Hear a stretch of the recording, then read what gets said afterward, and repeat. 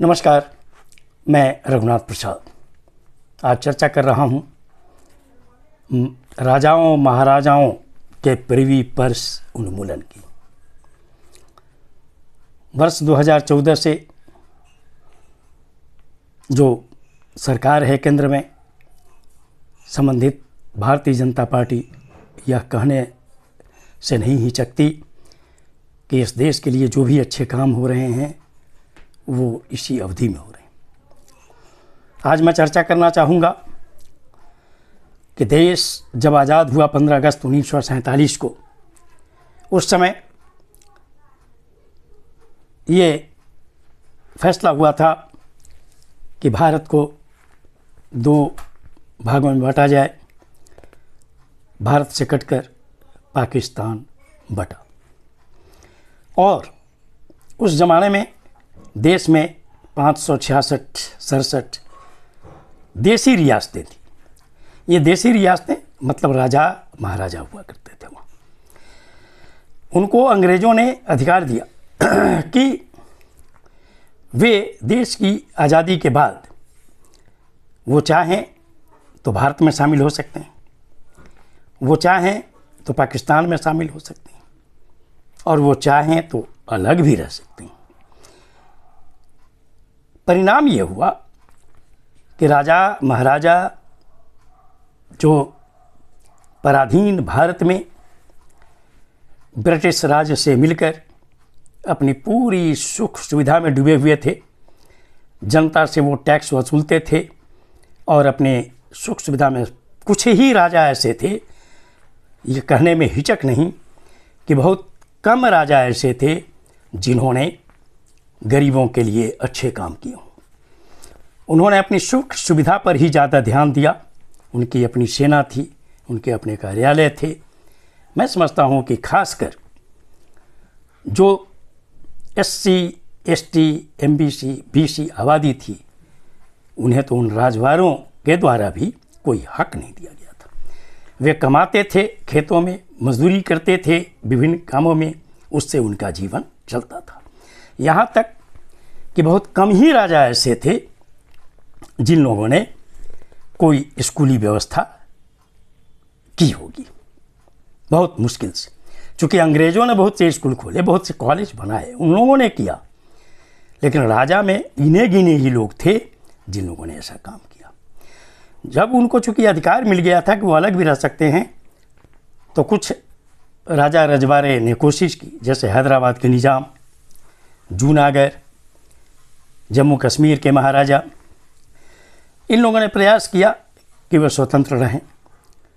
लेकिन देश की आज़ादी के बाद पंडित जवाहरलाल नेहरू और सरदार पटेल जी की जोड़ी ने सभी रजवाड़ों को करीब करीब ये मना लिया और वो बारी बारी से धीरे धीरे सभी भारत के अंग हो गए। उस समय यह निर्णय हुआ और संविधान में अनुच्छेद 191 और 362 की व्यवस्था की गई। 191 था कि रियासत के टैक्स वसूली का अधिकार केंद्र सरकार में वेस्ट कर गया और इसलिए व्यवस्था की गई कि मर्जर के पहले जो उनकी आमदनी थी, उनके जो आय होती थी, उस पर कैलकुलेशन करते हुए एक सहायता राशि सभी राजा महाराजा को दी जाए ताकि उनके परिवार का जो मेंटेनेंस है वो हो सके, साथ ही जो उस रजवाड़े में धार्मिक या अन्य पारंपरिक आयोजन थे वो कर सकें। और जो ये इसी राशि को प्रीवी पर्स कहा गया। और ये प्रीवी पर्स की जो राशि थी, जो एनुअल मिलती थी, वो टैक्स फ्री थी। मर्जर 1949 में हुआ और अनुच्छेद 361 में जैसे राष्ट्रपति और राज्यपाल की तरह राज प्रमुखों को, चूँकि वो जो देसी रियासतें थीं उन्हें राज प्रमुख कहा जाता था, तो राज प्रमुखों को उनके पद पर रहते हुए कुछ विशेष अधिकार दिए गए। जैसे आपराधिक कृत्यों में भी कुछ उनको छूट दी गई कि उन पर कार्रवाई नहीं हो सकती थी। साथ ही उनकी जो पदवियां थी राजा, महाराजा, नवाब वगैरह, वो रखने की छूट दी गई। ये जो सालाना राशि थी प्रीपर्स की, सभी राज्यों के देशी रियासतों के जो इनकम था देश की आज़ादी के पहले, उसके कैलकुलेशन पर वो राशि उस ज़माने में 1949 में जो तय हुआ, किसी को 5,000 था, ये सब मिनिमम राशि थी, और अधिकतम 26 लाख रुपए की राशि थी। जैसे मैसूर राजघराने को 26 लाख रुपया सालाना मिलता था, हम आप सोच सकते हैं कि आज के समय में वो 26 लाख रुपए अरबों में होगा।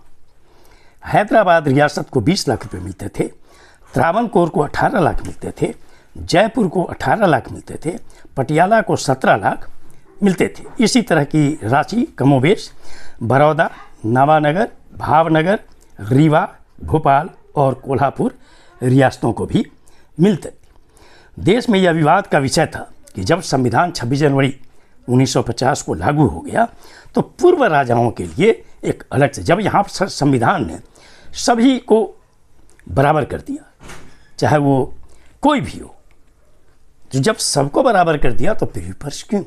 लेकिन पंडित जवाहरलाल नेहरू जी के ज़माने में तो नहीं हुआ, शास्त्री जी का चूँकि समय बहुत कम था, लेकिन श्रीमती इंदिरा गांधी जी जो 1966 में सत्ता में आई तो उन्होंने ये समाजवादी कदम उठाया और बहुत कहिए कि हिम्मत करते हुए उन्होंने प्रिवी पर्स उन्मूलन का निर्णय लिया। उस समय देश में अकाल पड़ा हुआ था, PL 480 का जो अनाज आ रहा था अमेरिका से, उससे देश की बहुत बड़ी आबादी को लाभ पहुंचाया जा रहा था। वैसी परिस्थिति में श्रीमती गांधी ने निर्णय लिया प्रिवी पर्स उन्मूलन का। 1970 में विधेयक पेश हुआ संसद में, लोकसभा में तो वो पारित हो गया बहुमत से, लेकिन राज्यसभा में एक वोट से वो गिर गया। फिर अनुच्छेद 366 के तहत राष्ट्रपति ने 6 सितंबर 1970 को अध्यादेश जारी किया और 1971 में फिर चुनाव हुआ। श्रीमती इंदिरा गांधी भारी बहुमत के साथ सत्ता में वापस आईं और उस समय चूँकि कुछ राजाओं ने सुप्रीम कोर्ट में केस कर दिया इस अध्यादेश के विरुद्ध, तो सुप्रीम कोर्ट ने रोक लगा दिया। 1971 के लोकसभा चुनाव के बाद जब सत्ता में श्रीमती गांधी आईं तो उन्होंने 26वां संविधान संशोधन पेश किया और उसको पारित कराया लोकसभा राज्यसभा दोनों से, और अनुच्छेद 191 को समाप्त कर दिया गया और अनुच्छेद 362 में जो विशेष अधिकार दिए गए थे देशी रियासतों के, उनको भी वापस ले लिया गया। उस वक्त राजा महाराजाओं ने इसका बहुत तीव्र विरोध किया था, कुछ राजनीतिक दलों ने भी विरोध किया, लेकिन श्रीमती इंदिरा गांधी अडिग रहीं और राजाओं के विशेषाधिकार को उन्होंने समाप्त कर दिया। ये निर्णय जनता के हित में था कि इतनी बड़ी राशि कंसोलिडेटेड फंड ऑफ इंडिया से क्यों दी जाए उन राजाओं को। ये इतना बड़ा कदम था जिसकी भूरी भूरी प्रशंसा की जानी चाहिए। आज की युवा पीढ़ी को और देश की जनता को यह देखना चाहिए कि श्रीमती इंदिरा गांधी ने कितना बड़ा महत्वपूर्ण कदम प्रिवी पर्स उन्मूलन का लिया था। ये वीडियो आपको अच्छा लगा हो तो निश्चित तौर पर लाइक करें, शेयर करें। अब तक मेरे चैनल को आपने सब्सक्राइब नहीं किया, सब्सक्राइब करें, बेल आइकन को टच करें ताकि मेरे हर आने वाले वीडियो का नोटिफिकेशन आपको तुरंत मिल जाए। आप सभी लोगों के लिए शुभकामनाएं। धन्यवाद। जय हिंद।